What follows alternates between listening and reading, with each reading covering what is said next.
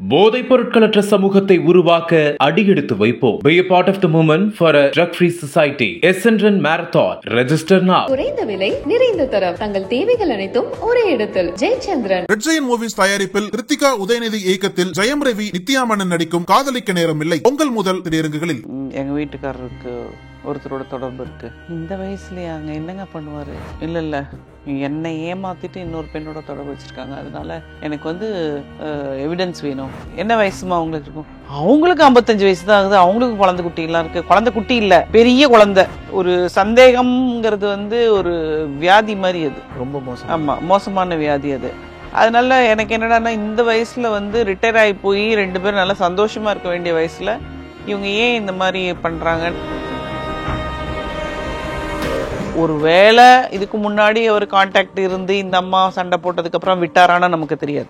ஏன்னா நம்ம பார்க்கக்கூடிய அந்த நாட்கள்ல அவங்க இல்லைன்னா அதை தானே நம்ம சொல்ல முடியும். நக்கீரன் நேயர்களுக்கு வணக்கம். நான் விஜய் ஹரிஹரசுதன். டிடெக்டிவ் மாலதி மேம் அவங்க ஹேண்டில் பண்ண பல கேசஸ் பற்றி ஒவ்வொரு எபிசோட்லையும் பேசிட்டு இருக்காங்க. இன்னைக்கும் அதே மாதிரி ஒரு கேஸ் பற்றி தான் பேச போகிறோம். வணக்கம் மேடம். வணக்கம் தம்பி. இன்னைக்கு என்ன கேஸ் மேடம்? நம்ம பேசினோம் இல்லையா, 60-65 வயசுக்கு மேலே டிவோர்ஸ். ஆமாம். அது ஒரு என்ன காரணங்களுக்காக எதுக்காகலாம் கேட்டுட்டு இருந்தீங்க நீங்கள். இதில் என்னென்னா, ஹஸ்பண்ட் அண்ட் ஒய்ஃப் 2 பேருமே கவர்மெண்ட் எம்ப்ளாயீஸ். ரிட்டையர் ஆகக்கூடிய தருணம்னு வச்சுக்கோங்களேன். ஒய்ஃப் நம்மகிட்ட கூப்பிட்டு, இந்தமாதிரி நீங்கள் எங்கள் ஹஸ்பண்டை பற்றி பார்க்கணும். நான் உடனே முதல் கேள்வி, எப்போவுமே ஹஸ்பண்டை பற்றி பார்க்கணுன்னா முதல் கேள்வி நான் கேட்குறது என்னென்னா, வயது என்னன்னு கேட்பேன். இந்த 40 வயசில் இருக்கும்போது டக்குன்னு ஓகே பண்ணிடலான்னு தோணும் நமக்கு. அதாவது இந்த 42 வயசில் நிறைய இந்த சபலங்கள் வரும் ஆண்களுக்கு. அந்த ஒரு பீரியடை க்ராஸ் பண்ணாங்கன்னா சரியாயிருவாங்கன்னு சொல்லி விமனை கொஞ்சம் கவுன்சிலிங் கொடுத்து அது பண்ணுவேன். இப்போது இவங்களும் economically sound lady, government job, economically sound lady. வயசு கேட்டதும் ரிட்டையர் ஆகிறதுக்கு இன்னும் 2 வருஷம் இருக்குன்னாங்க. ரிட்டையர் ஆகிறதுக்கு 2 வருஷம்னா அப்போ 52 வயசு தான் இருக்கும். 58 வயசில் எதுக்கு இவங்களுக்கு இந்த முடிவு அப்படின்னு சொல்லிட்டு கேட்டேன். இல்லைங்க, எங்கள் வீட்டுக்காரருக்கு ஒருத்தரோட தொடர்பு இருக்குது அப்படி சொன்னாங்க. இந்த வயசுலையே அங்கே என்னங்க பண்ணுவார்? இல்லை என்னை ஏமாத்திட்டு இன்னொரு பெண்ணோட தொடர்பு வச்சுருக்காங்க. அதனால எனக்கு எவிடன்ஸ் வேணும். நீங்கள் அவர்கிட்ட சொல்ல வேண்டியது, அவர் தான் எவிடன்ஸ் எடுத்துக்கூடன்னு சொல்கிறாருன்னு. அப்போது கன்ஃபார்ம்டாக இல்லைங்களா அப்படின்னு கேட்டேன். நீங்கள் இவ்வளோ கன்ஃபார்ம்டாக சொல்கிறீங்க. கன்ஃபார்ம்டு தாங்க. நாங்கள் சரி ஓகே, எங்கே இருக்காங்கன்னு சொல்லுங்கள், நம்ம போய் நாங்கள் ஆள் அனுப்பிச்சு நாங்கள் பார்த்துட்டு எடுத்து கொடுத்துட்றோம் அப்படின்னும். நாங்கள் தங்கியிருக்க ஃப்ளாட்ஸ்லேயே தான் இருந்தாங்களா? ஓகே, இருந்தாங்க. சரிங்க, நம்ம பார்த்துடலான்னு சொல்லிட்டு, அது நிறைய பேர் வசிக்கக்கூடிய ஒரு கம்யூனிட்டி அது. சரி. ஸோ அது உள்ளே போகிறதுக்கு இந்த அம்மாவோட அவங்க அது உள்ளே போகிறதுக்கான வழிமுறையும் அவங்களே சொல்லிட்டாங்க. எப்படி நாங்கள் உள்ளே போகணுங்கிறதையும் அவங்களே சொல்லிட்டாங்க. அவங்க அதுக்கு நமக்கு ஹெல்ப் பண்ணுறேன்னு சொல்லிட்டாங்க. பட் நான் கேட்டேன், இருந்தாங்க இல்லைன்னு. நீங்கள் சொன்னீங்க 3 பெண்களோட தொடர்பு இருக்குன்னு சொன்னீங்க. ஓ, ஸ்டார்டிங்கே இதான் சொன்னாங்க. ஆமாம். அப்போது ஒருத்தர் தானே, இல்லை மிச்சவங்க இருப்பாங்கல்லண்ணா? இல்லை 2 பேர் போயிட்டாங்க. 2 பேர் எங்கம்மா இருந்தாங்க? எங்கள் ஃப்ளாட்லேயே தான் இருந்தாங்க. அடடடா.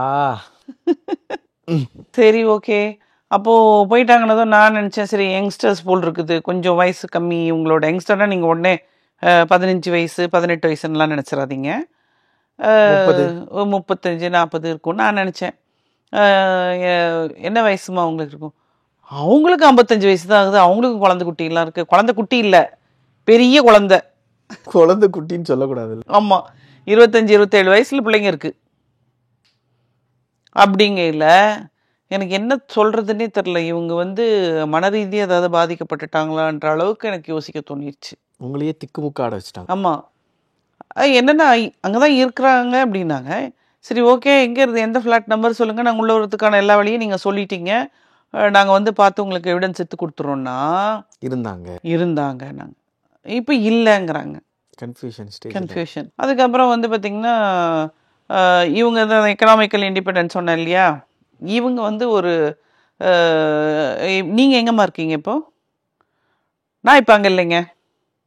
அவர் வந்து நீங்கள் சரியில்லைன்னு சொல்லிட்டு நான் வீட்டை விட்டு கிளம்பிட்டேன்.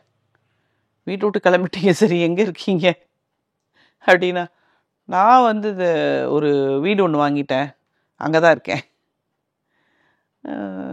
என்ன சொல்லிட்டு வந்தீங்க அவர்கிட்ட? ஏன்னா நீங்கள் சரியில்லை, நான் வந்து உங்களோட இனிமேல் வாழ முடியாது அப்படின்னு சொல்லிட்டு வந்துட்டேன். என் பசங்கள் வந்து அவங்களோட தான் இருக்காரு, அவரோட தான் இருக்காங்க அப்படின்னு. நடாது ஒரே கன்ஃபியூஷன் மேலே கன்ஃபியூஷனாக இருக்குது அப்படின்னு சொல்லிட்டு, அவர் என்னம்மா சொன்னார் உங்ககிட்ட, போயிட்டு வந்துட்டாங்களான்னு. அவர் வந்து ஏமா போகிறேன்னு கேட்டார். நான் அதனால தான் போகிறேன்னு சொல்லிட்டேன், எனக்கு டைவர்ஸ் வேணும்னு சொல்லிட்டு வந்துட்டேன். அப்போனே அவர் சொன்னார், நீ ப்ரூவ் பண்ணு எனக்கு இந்த மாதிரி ஒரு தொடர்பு இருக்குது அப்படின்னு சொல்லிட்டு. அதுக்கு தான் நம்மகிட்ட வராங்க. ஆனால் இவங்க சொன்ன 2 பேரும் அங்கே இல்லை, அங்கேருந்து போயிட்டாங்க.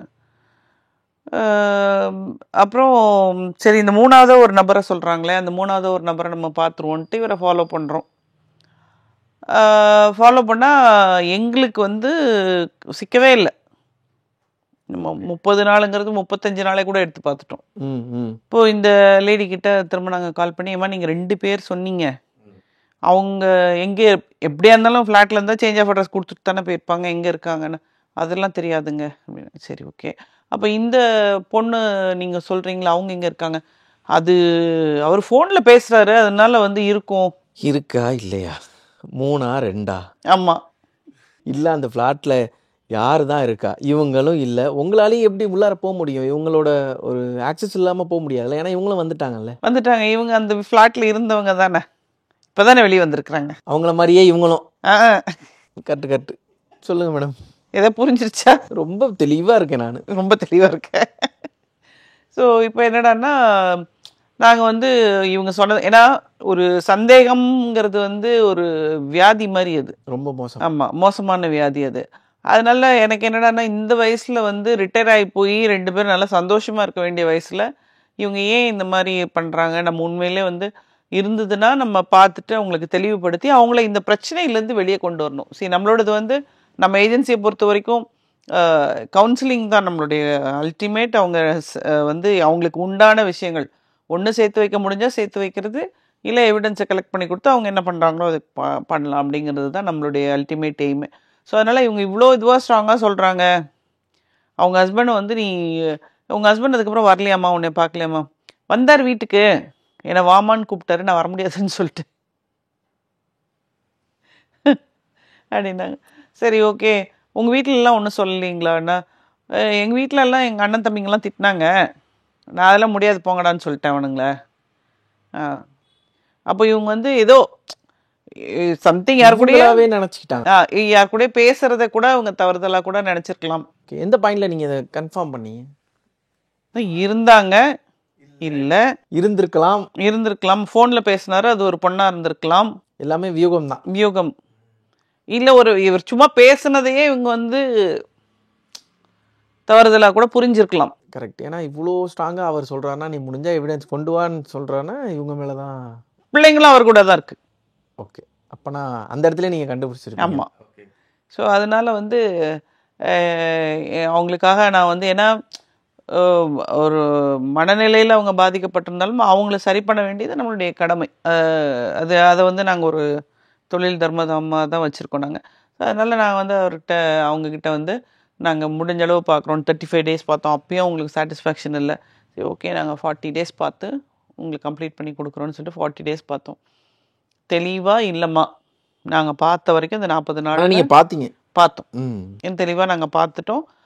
யாரையும் அவர் மீட் பண்ணலை, இது பண்ணலை. ஒரு வேளை இதுக்கு முன்னாடி அவர் கான்டாக்ட் இருந்து இந்த அம்மா சண்டை போட்டதுக்கப்புறம் விட்டாரானா நமக்கு தெரியாது. ஏன்னா நம்ம பார்க்கக்கூடிய அந்த நாட்களில் அவங்க இல்லைன்னா அதை தானே நம்ம சொல்ல முடியும். ஏன்னா இவங்களும் வந்து இருந்தாங்க, இல்லை, ஒரு ஸ்டேட்மெண்ட் இல்லை, வியூகமாகவே இவங்க சொல்லிக்கிட்டு இருந்தாங்க. ஸோ இப்போ இவங்க எதனால வந்து வந்தாங்கன்னா, நான் சொன்னேன் பாருங்கள், ஃபர்ஸ்ட் எபிசோடில் சொன்னேன் பாருங்கள், எக்கனாமிக்கலி இண்டிபெண்ட். நான் வந்து தனியாக இருக்கேன், ஒரு வீடு வேறு வாங்கிட்டாங்க, ஸோ வந்து நான் தனியாக இருக்கிறேன் அப்படின்னு வந்துட்டாங்க. ஸோ நான் என்ன சொன்னேன்னா, உங்களை உட்கார வச்சு நாங்கள் பார்த்த வரைக்கும் இல்லைம்மா, திரும்பியும் ஒரு முறை உங்களுக்கு வந்து அவங்க சந்திக்கிறாங்க வைக்கிறாங்கன்ட்டு உங்களுக்கு ஏதாவது செய்தி கிடைக்கிறது இல்லை, உங்களுக்கு ஒரு இது இருந்ததுன்னா திரும்ப கூட எங்கிட்ட சொல்லுங்கள், எங்களுக்கு பேமெண்ட் வேணாம், நாங்கள் வந்து பார்த்து தரோம். இது முடிந்த வரைக்கும் நாங்கள் பார்த்ததில்ல. இந்த மாதிரி எந்த ஒரு தொடர்புமே இல்லை. நீங்கள் வந்து இதை தவறுதலாக புரிஞ்சுக்காம போய் அவர் கூட கொஞ்ச நாள் இருந்து பாருங்கள். திரும்பி ஏதாவது பிரச்சனைகள் வந்தால் எங்ககிட்ட வாங்கன்னு சொன்னேன். அப்புறம் அந்த அம்மா யோசிச்சாங்க, நிஜமா இல்லையா, நீங்கள் பார்த்தீங்களா, போகலையான்னு. ஒருவேளை முன்னாடி இருந்ததா என்னன்னு தெரியாதுமா, இப்போது கண்டிப்பாக இல்லை, நாங்கள் பார்த்த இந்த 40 நாட்களும் இல்லை அப்படின்னு சொன்னதுக்கப்புறம் சரி நீங்கள் சொல்கிறீங்க, நான் போய் இருந்து பார்க்குறேன் அப்படின்னு சொல்லிட்டு போயிருக்காங்க. ஓகே, மொத்தத்தில் ஏதோ ஒரு விதத்தில் இது சுபம். சுபம். நன்றி மேடம். நன்றி. நக்கீரன் டிவிக்கு சப்ஸ்கிரைப் செய்யுங்கள். உங்கள் ஆதரவே எங்கள் பலம். ஆசிரியர்களுக்கு நண்பனாகவும் மாணவர்களுக்கு ஆசானாகவும் திகழும் தேர்வு வழிகாட்டி. ஒவ்வொரு பாடத்திற்கும் அனுபவமிக்க ஆசிரியர்களின் துல்லியமான தெளிவான விடைகள். CNC இருக்கு, தேர்வு பயம் எதற்கு? இது தீரன் பப்ளிஷிங் ஹவுஸ் விற்பனை வெளியீடு.